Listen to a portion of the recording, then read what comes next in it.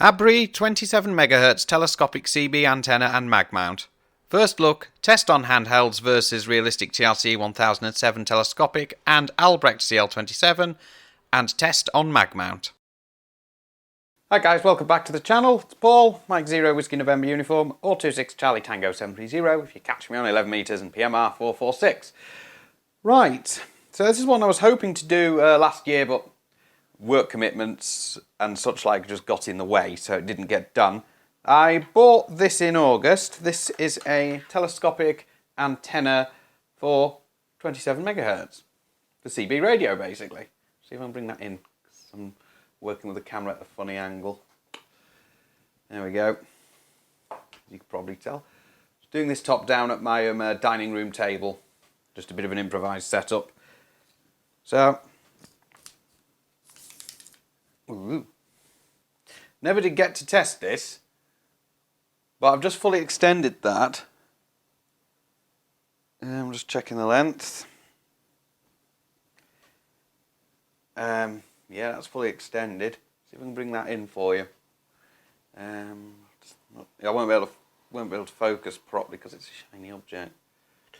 So that's just hit my window frame. And yeah, I'm just trying to put it under the camera correctly for you there. There we go. Yeah, that's still going. Yeah. Oh, yeah. Very long telescopic antenna, which I bought off Wish, complete with this dinky little mag mount, which has a BNC connector on it, and this little adapter here, which is a SO239 to, well, PL259 actually, it's the plug to BNC female. Whoop. So, you can get long antennas for handheld CB radios. I've looked at this one in the past. This is the Albrecht CL27, which is available with a BNC and TNC connector on it. So you can get the TNC version of that for handhelds like the President Randy 3 is one of the ones that comes to mind. I believe the President Randy 2 is exactly the same, which is the same radio as the likes of the Capo Panther, for instance. It's the only one that comes to mind at the moment. So, well, the BNC version for things like this is a Midland Allen 42 multi, since superseded by the 42DS and the discontinued Intek H520 Plus. And I think there's a couple of other handheld CBs that have this BNC connection on them. So it's supposed to be quite reminiscent of the old school telescopic antennas found in these. This is a Realistic TRC-1007 from 1987, if I recall the date code in the battery box. I haven't actually opened the battery box in a while, but it does need new batteries at time of filming, but that will be rectified before I go on site, which is not going to be today because I'm working later on, so I need to be able to get ready to go to work. My day off tomorrow, if it's not raining like it is today or anything like that, I should be able to go on site. So I'm going to do a couple of tests up on site. I'm going to take this mag mount with me, and this connector for obvious reasons, because it's a BNC connector on both ends. And I'm going to test this on the handhelds first, as it is, and compare it against the CL27, which is actually shorter than this when it's fully extended.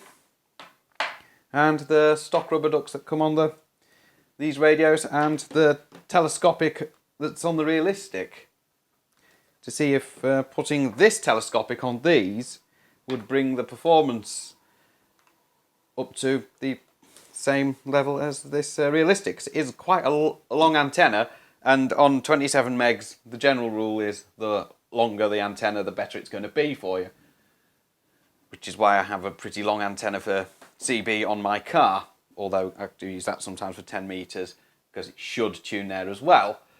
So what I'll be doing later on in the video is I'll be going out onto site to test this. But in the meantime, all you've got to do is just take the stock rubber duck antenna off the radio and just pop this on.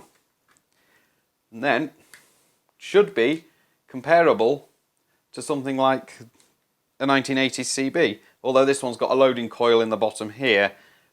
When handhelds were released in 1987 and earlier, back up to 1981, because it was under the CB2781 type approval. You can see here, let's bring that round so it's the right way. You couldn't have a loading coil on the antenna. That came much later for different standards. So the matching's all done inside the radio, and you need test equipment to do that I don't actually have, so I can't actually fix that if it goes wrong, which is a bit annoying. Well, not right now anyway at the time of filming. Perhaps later on I might be able to do that if I can get hold of some tester gear. So I'll just put that back on there. So what I'll be doing is I'll be setting up a receiving station in the other room in the shack, which will be the usual receiving station for CB, which is my President Grant 2 and the boomerang antenna. And I'll be going off to one of my usual places where I go and play a bit of radio, and also perhaps have a walk around town and see. I'll just take one of the radios for walking around town. I'll take the Intek and just test it from various points distance away in a built-up area, because this will make an improvement. But I will also take the CL27 as well. So that sounds like a plan. Just depends on the weather on the day. Hopefully it's not going to be raining like this. And it is January, so it is pretty cold. So what I'll do is, that'll be tomorrow, which will be the Sunday. I'll get that all set up and I'll see what happens. So receiving station again, President Grant 2, boomerang antenna, transmitting station these. But what I'm also going to do whilst at that site is I'm going to test this mag mount and see if it actually will work. I wouldn't trust this thing for permanent mobile use, try and get my words out there, because, well, all that's on the bottom of that between your car's paint and the magnet is this felt pad, and to be honest I wouldn't want to leave that on the car, and I don't think it's very waterproof either, and it's got a telescopic antenna on it which would get broken easy if it gets caught on long branches, so not one I'd recommend for a permanent mobile installation. Now I've seen these antennas on YouTube on other videos. I think Andy Kirby did one where he popped one of these onto the back of a compact radio to make what was roughly a recreation of the Midland Porter Pack. I think the radio in question was actually a Midland, but I can't remember off the top of my head. But he just popped this on the back of it and it actually worked. I think he was testing that with Lewis from Ringway, Manchester, if I'm not too much mistaken. So I'll try and find that video and pop a link to it. So yeah, I'll also pop a link to where you can get this off Wish, because that's where I got this one from, and I got it with the mag mount. You can get it with or without the mag mount, but I got it with the mag mount for the purposes of this test. None of this has been done yet, but it's going to get done in this video. So here we are, 2022, start as I mean to go on, try and get more content out for you guys, and some radio stuff as well. I'm probably not going to be able to make any contacts because, you know, around here all I can generally hear is the guys in Middlesbrough on 19 running far too much power, which nothing I can really do about that. So they wouldn't be able to hear me, but I can certainly hear them. So next time you should see me, I should be on site, and I'll also have something set up down here to record from the Grant 2, which I don't have anything else that can record in the same quality, I don't think. I'll have to find another camera that I can put in there and use to record in the 4K, because this part of the video is being recorded in 4K, and a lot of my recent ones have actually been done in 4K. So I'll catch you when I get on site, and I'll most likely be filming from this device. So I'll catch you then. Right, so the previous take didn't come out as planned. This is now take 3. I've returned to my usual spot, and I've got the handhelds, except I'm not going to go all the way up to the top behind the grandstand because it's dark and I can't really see a thing up there. So, and even with a head torch, it's probably a wee bit risky because there's quite a lot of rabbit holes and things, and I might not see them till the very last second. So what I'm going to do is I'm going to test each radio in turn with the antennas, including this one with its stock telescopic, and see how we go. So I'll start off with this Realistic TRC-1007, then the Midland Allen 42 Multi, and then the Intek H520 Plus, which in the last take actually the battery's running out, so I've got a replacement set of batteries for that as well. And the batteries are actually running a bit low on the Realistic. So I'll crack on with that, and I will mention which radio it is I'm transmitting from and what antenna is actually fitted.